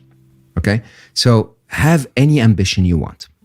Any ambition you want, hopefully a good ambition. Be a good billionaire. Okay? So my dream is that by the end of my life, I will have lost all of the money I made, not taking it to the grave anyway, and made 1 billion people happy. That's a very, very interesting definition of wealth. Okay? Have one of those, or have any definition you want, any ambition you want, but have the right expectations. There is a difference between ambition and expectations. Ambition is what gets us to thrive and strive in life and go further and have an impact. Great. Set as many of those as you want. When we achieved 10 million happy, we set 1 billion happy. Okay? But don't get me wrong. It took Jesus 2,000 years to get to 1 billion people. I'm not going to get there. Let's just be very clear. The expectation is clear.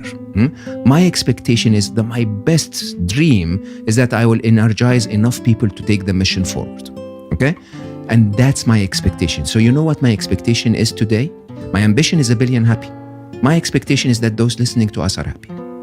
Okay? And if that fails, that you are happy. That's good enough. That's an amazing day, right? And once you set your expectations right, nothing can dent your unhappiness. Don't get me wrong. I wake up every morning and I go like, what are we going to do today? Can we reach 100,000 people today? Is there a piece of content we can develop? Can we do this? Can I write another book? I don't know. And I'm constantly engaged. That's my ambition. There are days where I wake up and nothing happens. Great. Yeah, that exists, part of life. When you differentiate those two, everything becomes okay. Now, I would also say when you're setting your ambitions, avoid junk food. Okay? Avoid the stuff that was promised to you to make you happy before and failed to make you happy then. Okay? I know that because I had 16 cars in my garage. The reason I had 16 cars in my garage was because I thought the first one would make me happy and it didn't. So I told myself, it's the color. I should have taken another color, right? So I bought another one. It's the model, okay? And then I was like, no, but I don't have a fast car. Maybe I need a fast car will make me happy. No, a vintage car will make me happy. And you know what happens? Every time the promise is missed, you go like, no, hold on. Maybe more or different is going to make me happy. Wake up. You're a smart person. Those things don't make you happy, okay? And just measure, look back in your life and find the actual moments that made you happy. I have a practice that I call the happy list. And on the happy list, I say, write down as many answers as you can to the statement that starts with, I feel happy when. Okay? Nobody ever wrote, I feel happy when I buy a Ferrari. Okay? Yeah, you get that for a couple of moments. Nobody says, I feel happy when I win the Nobel Prize. People say, I feel happy when my daughter smiles. I feel happy when I have a good cup of coffee. I feel happy when I have a connected conversation, when I learn something new. All of them accessible. All of them things that you can introduce in your life today or this week at most. Okay? And yet, we don't do any of them because we want to buy the Ferrari. Made me miserable. I swear to you, I think Ferrari is going to sue me. It made me miserable. Okay? It always broke down. It was so noisy. It was so noisy and it didn't meet my character. I'm a simple guy. I don't want to be looked at in the streets, right? And it made me miserable, and yet I tried. And you know what's the funny thing? The funniest thing is that I swear to you, I would take one of those cars out and 2 minutes into the drive, I wouldn't remember which one it is, because when you're driving, what are you looking at? The road, okay? Especially when it was dark and at night, you just don't see the car anymore. It's like something's taking you somewhere. Right? And yet, I keep trying. It's so stupid. Gratitude. Oh, yes. It's the theme that came to mind when you were speaking then, because some people think, and I was definitely one of those, that the way to have more in your life is to go and buy more. But in fact, it came to, and this is one of the conclusive points in my book, was that you can create so much more with gratitude. Absolutely. From what you already have. $4 t-shirts. Absolutely love them. Make my life so easy. I don't really have to iron them. I don't have to, worry about when I go on a date. The first thing I say is that this you're going to see every time. I hope you're going to find other qualities in me. Okay? And it's very open. And if she doesn't like that and she wants the Armani suit, she's not for me. It's very good. Okay? Now, the game is this. Gratitude is the ultimate solution to the happiness equation, because it doesn't only remind you that the event is meeting expectation, it tells you that the event is so much better than expectation that you're grateful for it. Okay? And it does something else that's amazing. It's neuroplasticity at its best. It basically tells you, okay, brain, I know you're grumpy. I know you want to tell me the 7 things that went wrong today, but your task right now is to go and find the thing that you're grateful for. Something that went so well that you're happy with it. Go, brain, do your work. And if you do that every day, hopefully several times a day, suddenly your brain goes like, oh, when I was searching for that thing you asked me that I was grateful for, I found 3 other things I'm grateful for because I'm getting really good at it and because life is full of blessings, right? It is the absolute answer. And you know what's the most interesting part of gratitude? Part of my of Solve for Happy, I talk about a concept I call look down. Okay? And look down is the idea that if I compare to the guy that had 17 cars, I'd feel miserable. Okay? If a model compares to the supermodel, she would feel miserable. Okay? If you compare to the guy in Africa or the guy in India or the guy in Afghanistan or the refugee camp, you would actually suddenly realize, oh my God, I'm so blessed. One of the most interesting statistics is the Nordic countries. They measure something called subjective well-being. Subjective well-being basically is the quality of your life. They have the highest subjective well-being on the planet. And yet they have some of the highest suicide rates. Why? Because as the quality of our life increases, we keep looking up. We keep raising our expectations, like we have a service level agreement with life. Okay, now that the government can give me, healthcare and pension and so on, then maybe my girlfriend shouldn't annoy me either. Right? Where do you get that from? Because show me their contract, right? And suddenly it's just constantly resetting. If you look down, I promise you, it's gonna take you a very long time to get to the bottom. There are so many people in the world that are so much less fortunate than you are, and it's almost arrogant and, so sorry to say, stupid to not recognize that. Okay, to not. If you live in the UK, by definition, you're one of the luckiest 10% alive. It's as simple as that. Okay, at least the majority of the people in the UK. And by the way, if you're listening to Stephen, then I can guarantee you are. It's so true. Do you know what?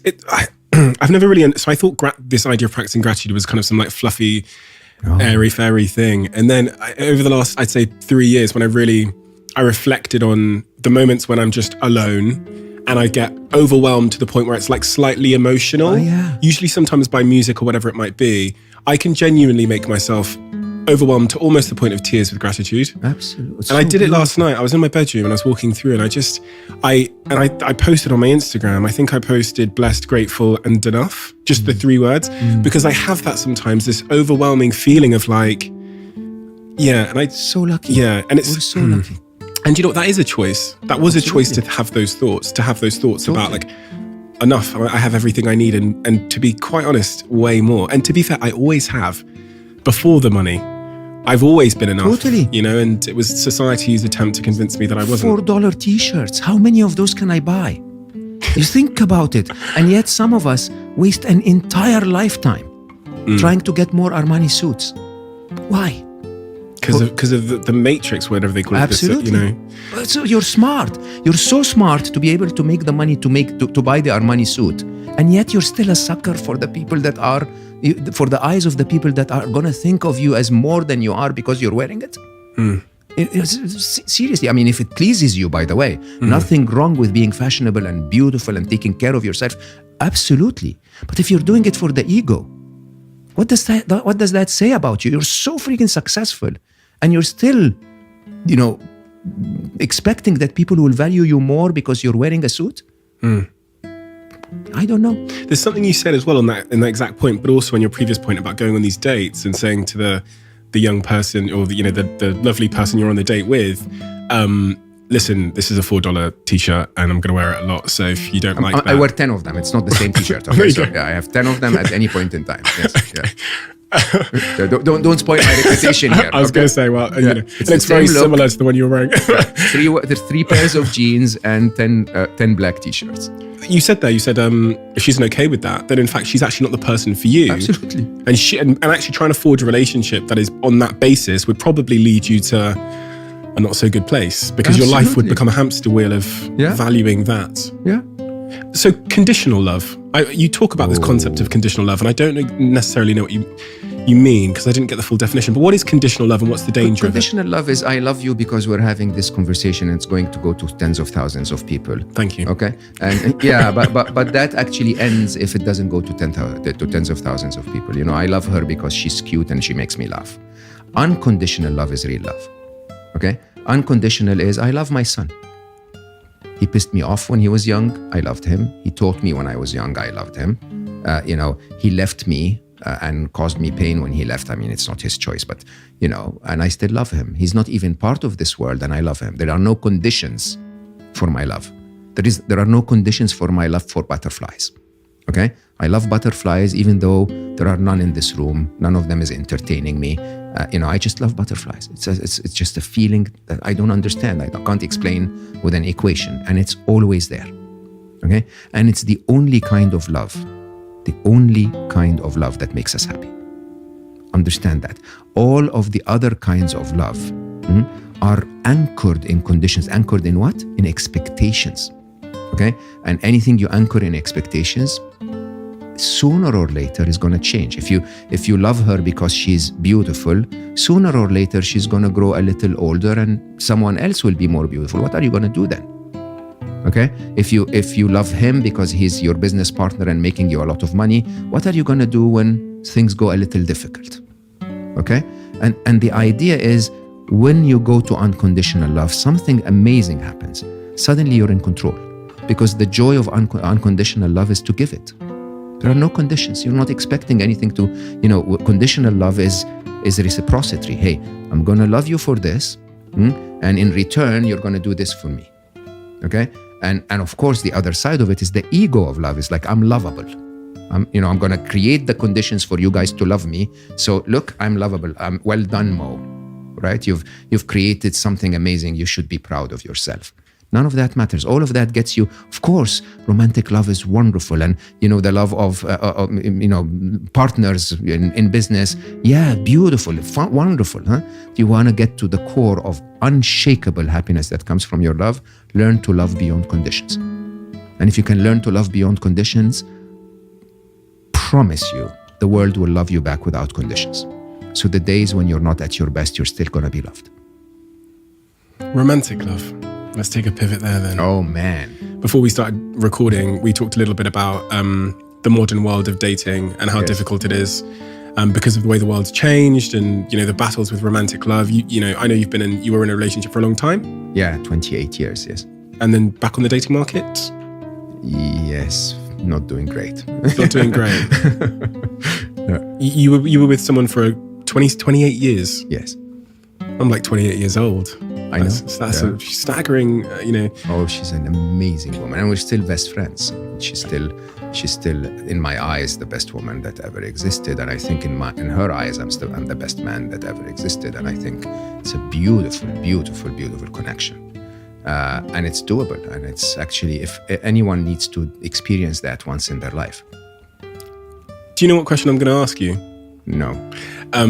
If you both think you're the best people that ever existed. Love and relationships are two different things. Love is a feeling. Relationships are compatibility and fit and work, okay?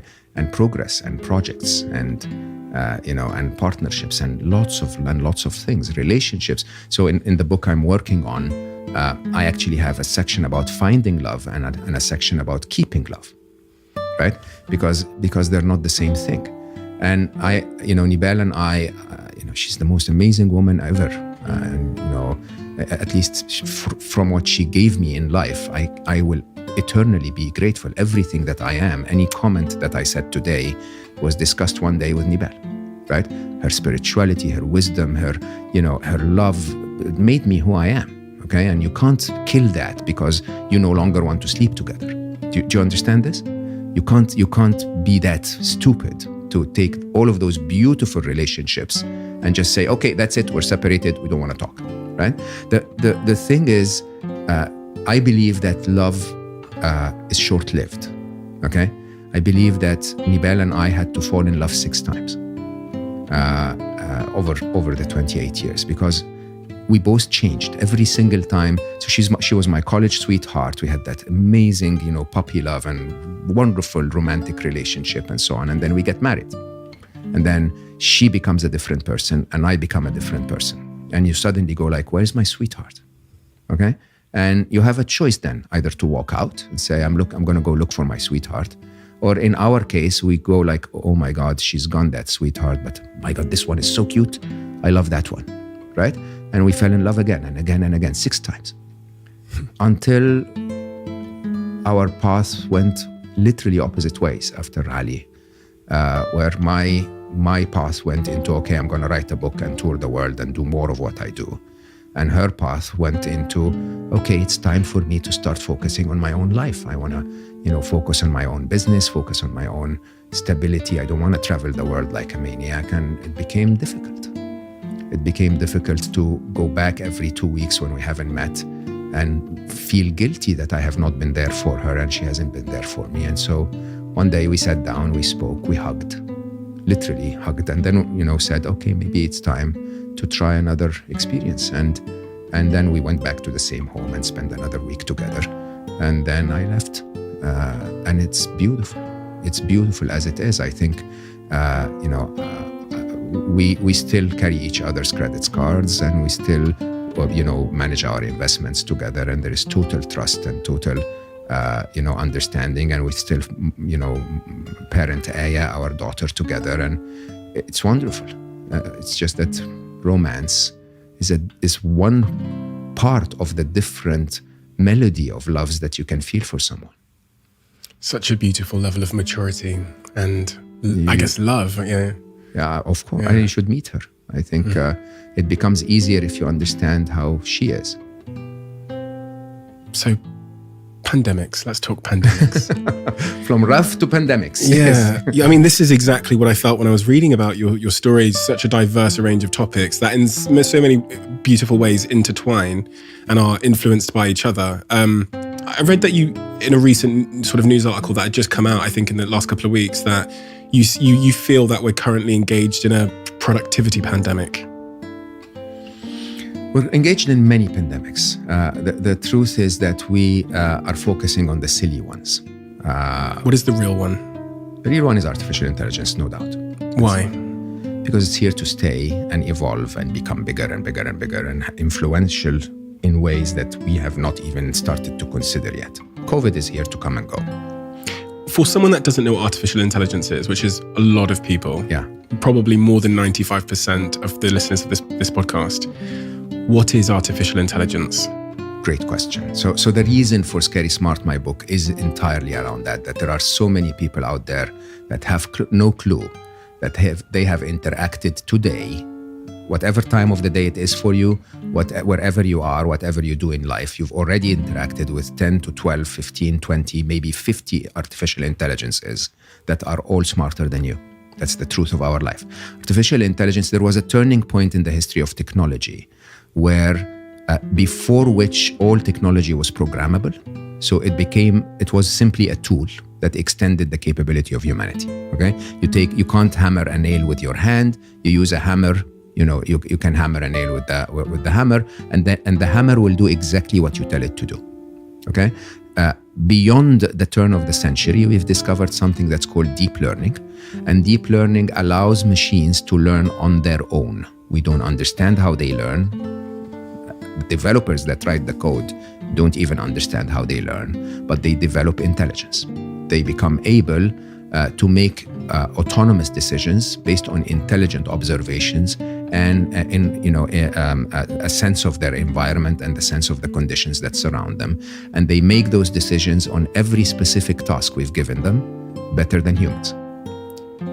Something you said scared me before we started recording, which was that, you're a very smart guy, right? And you're professional experience, especially working at a company like Google, which is known for its artificial intelligence capabilities, for you to say to me that you've basically given up your summer to go around the world talking about your new book, Scary Smart, and the implications of artificial intelligence, and you're basically choosing to, because you understand the importance of time and you could be doing anything. For you to consider this the important work of your life in this period begs the question, why is it so important? Why are you giving up so much to spread this message? It is the single most important message on our planet today. I don't think people realize. So AI today is better than humanity in everything it does. Okay? By the year 2029, the smartest being on planet Earth is going to be a machine. Now, I don't want to, we can go into the details, but I want you to imagine a scenario on planet Earth where we're not the humans but the apes, okay? Where there is another being that looks at us as the apes, okay? And that being is going to be smarter than us, you heard me correctly, in 8 years' time. 8 years' time? 8 years' time. And we're not talking about it, Stephen. What's going wrong with humanity? We're not talking about it, okay? If you look at AI from the inside, you realize that through the law of accelerating returns, Ray Kurzweil basically predicts that by the year 2045, it's in your lifetime and mine, AI is going to be 1 billion times smarter than humans. 1 billion times smarter. You know what that means? This is comparable to the intelligence of Einstein as compared to a fly. Okay? And humanity, while we're still Einstein, is not discussing how are we going to keep the best interest of us, the fly, in Einstein's mind. Okay? We're talking through the arrogance of humanity about how we're going to control them, how we're going to box them, how we're going to tripwire them. Good luck with that. The biggest hacker in the room, the smartest hacker in the room will always find a way through our defenses. Okay? Now, Scary Smart is written in a very unusual way because it's not a book about artificial intelligence only. It's a book about the role of humanity in the age of the machines, okay? And it's split into 2 parts. The first part is the scary part. And if you and I dive into this, I promise you're going to be scared. The second part of it is what I call the smart part. So 5 chapters are scary like hell. Most of my early readers would call me after 5 chapters and say, should I commit suicide? Right? And then the other 5 chapters are a story of hope. Basically, it's entirely within our hands to do something so quickly, so simply, that can save our world. Okay? Now, the difference between those two is a question of awareness. That people are preoccupied talking about COVID and what the Prime Minister decided and the next profitability quarter on our business, and people are not talking about the existential challenge that we have ahead of us, okay? Which is imminent, 8 years and 2045. So I start the book with a thought experiment. I say, you and I are sitting in front of a campfire in the middle of nowhere in 2055, okay? I'm going to tell you the story of what happened between 2021 and 2055 from that perspective, okay? I'm not going to tell you why we're sitting in front of the campfire. Why are we hiding in the middle of nowhere? Is it because we're hiding from the machines? Or is it because the machines have built a utopia that allows us to enjoy nature and connection and the luxuries of life?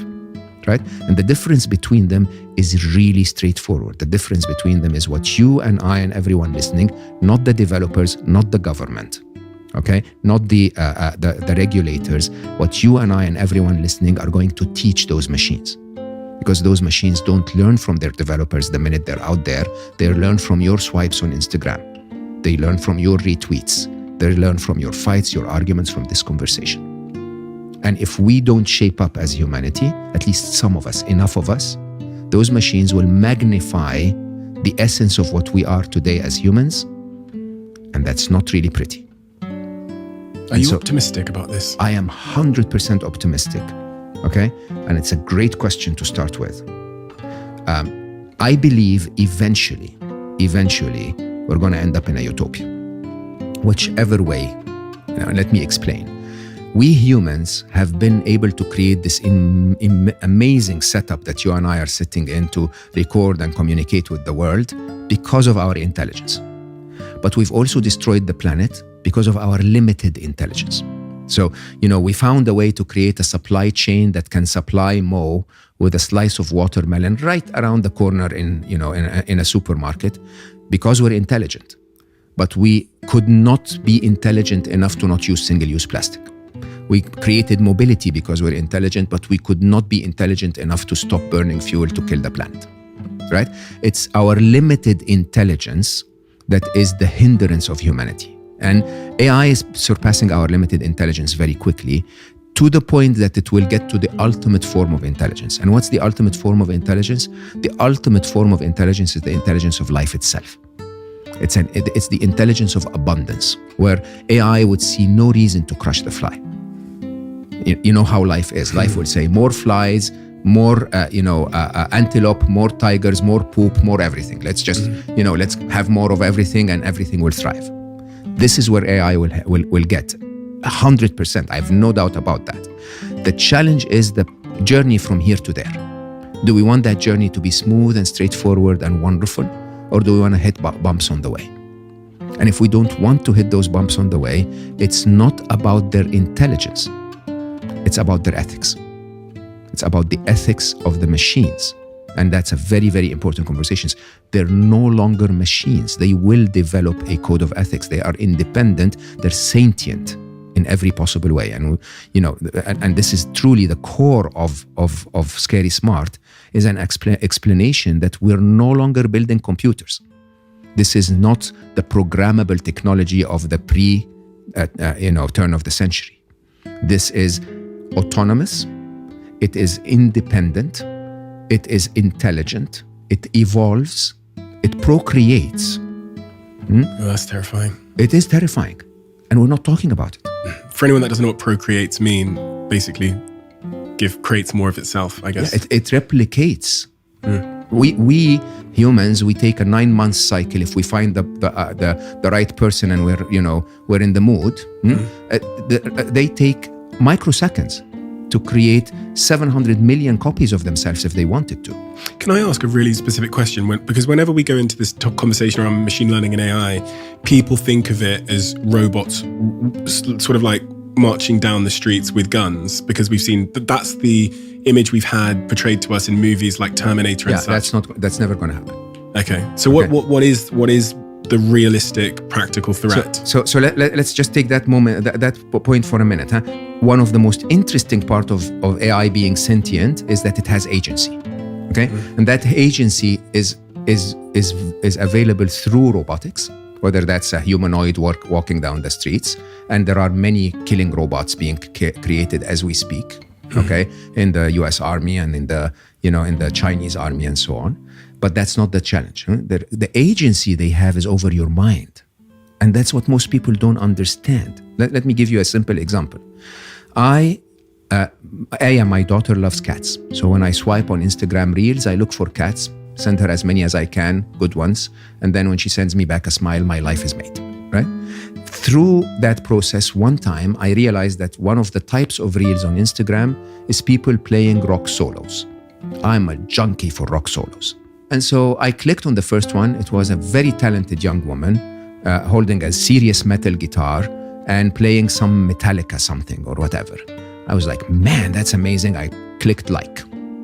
Then Instagram recommendation engine said, okay, I can capture this one. Seems to like this. Let me show him more. So 2 pages later, I started to see other rock music solos being played by men.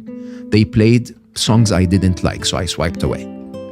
The next morning, my entire feed was filled with women playing rock music. Because Instagram thought I didn't like the men, I liked the women, not that I didn't like the songs and I liked that song. Now, if you think of that simply without knowledge of the real world, you would think that rock music is dominated by women guitarists. And the truth of the world is no. Rock music in its generation was completely dominated by male guitarists. Now, it's not for male or females. It's just that your view of the world is entirely skewed by a machine. Okay? And that view of the world can go into any ideology, can teach you anything that it wants or that it believes you want, based on machine intelligence. That kind of agency can change societies. Okay? And we're handing over that control entirely to the machines. There's no employee at Facebook that gets consulted, should I show more female guitarists? Okay? It's entirely in the hands of the machines. And of course, if you've ever seen the movie Idiocracy, what is happening is that the machine is populating more and more idiocracy. The machine is getting people who are clicking on stupid stuff to see more of the stupid stuff so that their view of the world is more stupid. Now, that kind of agency is massive. Now, let's go back to robots and machines and so on. A self-driving car is a kind of robot. Okay, it just doesn't look like a humanoid. A flying drone, a delivery drone, is a kind of robot. An autopilot that lands a 747 is a kind of robot. And all of those are now going to be controlled by machines. Defense arsenals are going to be controlled by machines. And the trigger that launches a rocket is a kind of robot. Now, the challenge we have as humanity is this. AI is never going to get to the point of what we saw in RoboCop or iRobot or whatever, because we will not live long enough to get there if the intention of AI is against us. Okay, the kinds of chapter 4 of the book is called A Mild Dystopia. Okay, and in the mild dystopia, I speak about realistic scenarios that are horrifically scary. And if you've ever watched horror movies, if you remember, Halloween when I was a child was the most horrifying because Halloween could actually happen. The kinds of scenarios are simple. They are machine versus machine. We've seen that in Black Monday, when machines trading versus each other would collapse the market by 22.6%, when the humans would take hours until they can actually intervene. Machines versus machines is happening all the time. Most of the market now is traded by machines. Of course, you can imagine that this will happen more and more. So imagine if one of the superpowers in the world puts its nuclear arsenal under the control of an AI because it's quicker to take action, then the other side will probably do the same. And then suddenly we've handed all the nuclear weapons to machines. Okay, these possibilities are absolutely going to happen. Possibility of machines siding with the wrong guy. Just like you can use AI to, find solutions for climate change, you can also use it to develop advanced viruses. Okay, and probably identity theft or breaking through bank statements and so on. So the same kind of technology can actually develop patterns that can take us to that direction. Take machines not understanding what we mean. Like Instagram didn't understand that I was interested in Metallica, not in just, lady rockers, okay? They didn't understand. Can we blame them for that? But it's a very realistic scenario. Now, imagine if we told the machines, okay, we want to be happier. What would machines do? Pump us up with dopamine. They didn't understand. We're not very good at explaining what we want. And then there are bugs. Simple mistakes, and there has been quite a few examples of those so far in AI where there is a bug in the system and the bug in the system leads to a mistake. Okay, those scenarios are a lot more realistic and they're around the corner and we're not talking about it. Even though that was a short monologue, I'm now totally convinced. We have to wake up. It is real. I'm going to make sure I can finish your book entirety, and I would really implore everybody to read your book, because I know that the way that you see the world, the perspective you come from, and especially the fact that this book isn't one that's about explaining the technology itself, it's about the real near-term implications of the technology that will impact all of our lives in considerable ways and are at the moment. I really consider it to be one of the most important books of our time. Thank you. And I have to say, to really conclude on that point, therefore is the answer? The answer is very straightforward, and it's very shocking if Brilliant. You think about it. Straightforward, I like. Yeah. I mean, the truth of artificial intelligence is the key answer is found in the concept that they are no longer machines. Okay? You have to internalize the idea that these are sentient beings. And the difference is, if you're dealing with a machine, what you normally do to safeguard yourself is to create restrictions. You chain it to a wall, or you have a safety, red button or whatever. Yeah. Okay. Unplug it. Yeah. If you're dealing with sentient beings don't make decisions based on intelligence. Sentient beings make decisions based on ethics as informed by intelligence. So simply when you really think about it, which is again one of my favorite chapters in the book, is a chapter that basically speaks about, I call it Raising Our Future, that basically speaks about the fact that those machines are going to be conscious. They're actually going to be more conscious than humans. Okay, they're going to be emotional. They'll have a much wider breadth of emotions than we do, just like you have more emotions than a jellyfish. If you extrapolate that, the more intelligent we become, the more able we are to analyze things, and accordingly, the more emotions that we can, feel as a result. And the third and most important is that they will actually develop morals and a code of ethics. So they will have a view of the world through which they decide what they should do, okay? To ponder what that kind of ethical code should be when there are digital beings and biological beings, and the interaction between them and their perception of time and their perception of, of objectives and targets and so on, it suddenly becomes quite intriguing when and we're not talking about it, okay? We're not talking about any of this. So the game is this.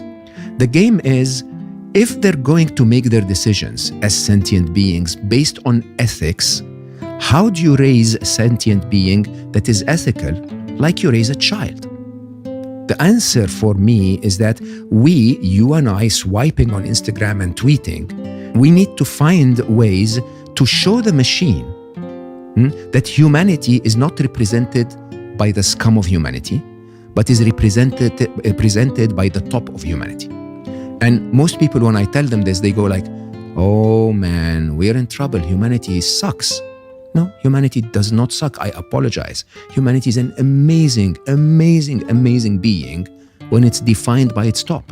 If you've ever fell in love, if you've ever, listened to music, if you've ever observed a work of art, this is divine. We're an amazing species. The worst of us is scum. The best of us is amazing. Okay? The problem is the best of us does not show to the machines. The best humans actually resign. They go like, yeah, let them swipe. Let the dogfight continue. I'm not interested in any of this. It's time to show up. And the best of you and I individually, in the past, humanity, every individual tried to show the best of them. Now we show the worst of us. We show narcissism. We show toxic positivity. We show the worst of us, and that has to shift.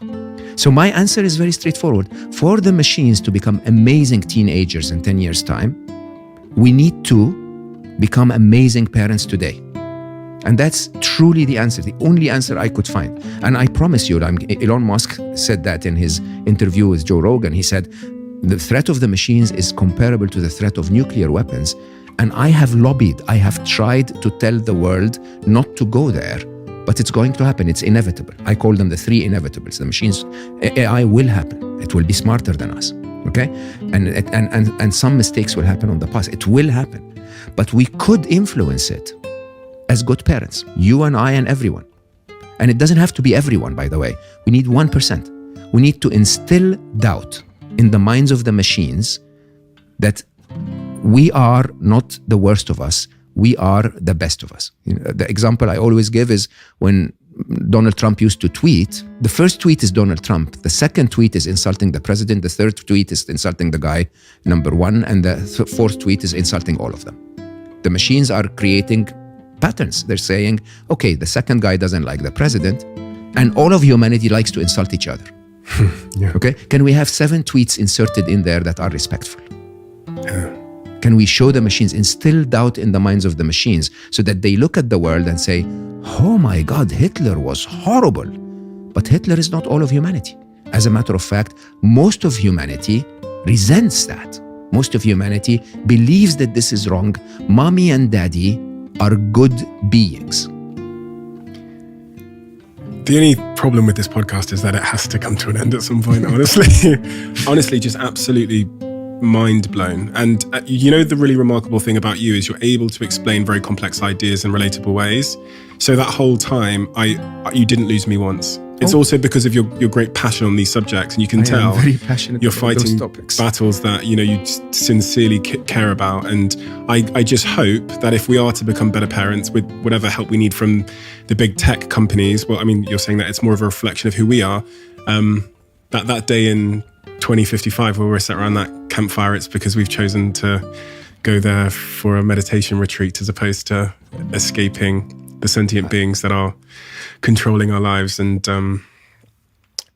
that's a tremendously thought-provoking thing to I think to end on. Your book Scary Smart is available now for everybody, everywhere? Yeah, absolutely. Amazon? Everywhere. Your bookshop, online, on Amazon, on Audible, on all over Kindle. the world as well? All of international English and Dutch are coming out at the same time. And I really, really recommend anybody that wants to understand, but also to prepare themselves in an optimistic way for what you've described as the real pandemic of our time, to go out and buy that book. There is just one more thing I wanted to ask you before we wrap. And we only started this last week. The last guest that sat in the chair with you, I said to them at the very end, I said, can you write a question in this diary for my next guest? They didn't know who it was going to be, but they wrote a question in the diary for you. So I'm just going to skip to that page. I've actually not read the question. That's such a great practice. Okay, here we go. So the question that the previous guest wrote for you, and this is Jacqueline Gold, who is the long-standing CEO of Ann Summers, just one of the most remarkable stories, business stories. I think she's the 14th richest woman in the country, and she's gone through tremendous adversity, lost a child, battled with cancer against all the odds, stage 4 cancer, sexual abuse. And she talked about that last week. The question for you, she wrote, is, what are the failures you cherish the most? I have failed for many, many years to empower my feminine side. It's my biggest failure ever. Still is my biggest weakness, even though I've done so much better in the last 5.5 years. I think our world is suffering from hypermasculinity. And I say that with my weird, deep voice, but it's the truth. We've turned it into a world of doing. We just go out there and do stuff, mostly the wrong stuff. Mostly stuff that we don't need, mostly stuff that doesn't nourish anyone, okay? And it's because we've capitalized so entirely in our modern world on skills like analytical thinking, linear thinking, strength, discipline, control. All of these are masculine traits, okay? Masculine and feminine is not man and woman. Masculine and feminine is traits that are correlated to the masculine and correlated to the feminine. All those masculine traits, when you overdo them, they work against you. Strength is good. You overdo it, you become aggressive. Linear thinking is good. You overdo it, you become stubborn. And we've ignored the feminine qualities that are life-giving, nurturing, and intuitive, creative, playful, flowy, okay, beautiful. All of these, empathetic. We've created a world that is so lacking in all of those, and I'm to blame. To become a successful executive, I had to empower the masculine side, until I realized that true leaders don't do, we be.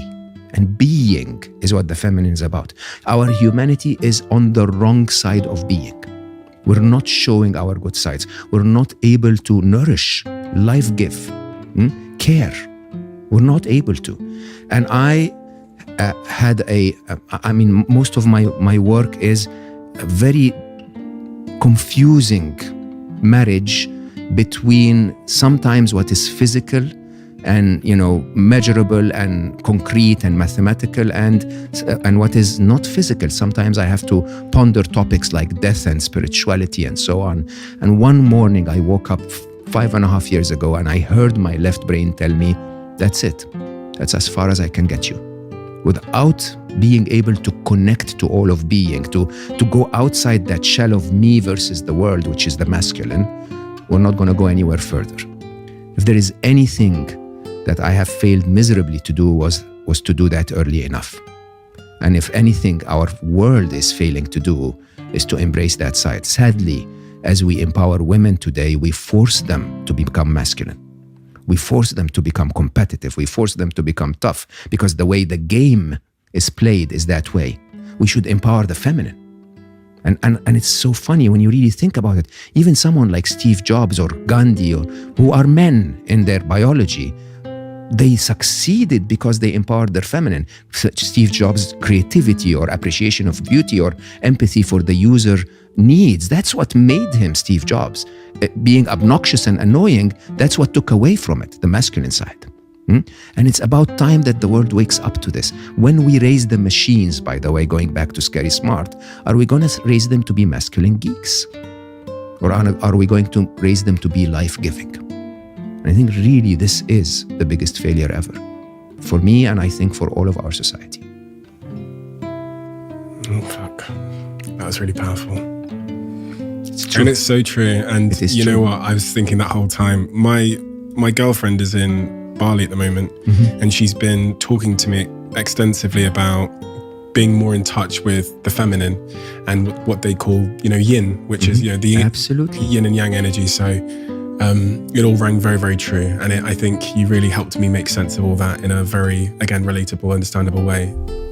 And Mel, I'm going to ask you to carry on this tradition by writing a question into the diary, which will be shown to my next guest, but it will remain a secret until then. Listen, I can't thank you enough. Sometimes I thank people for the time.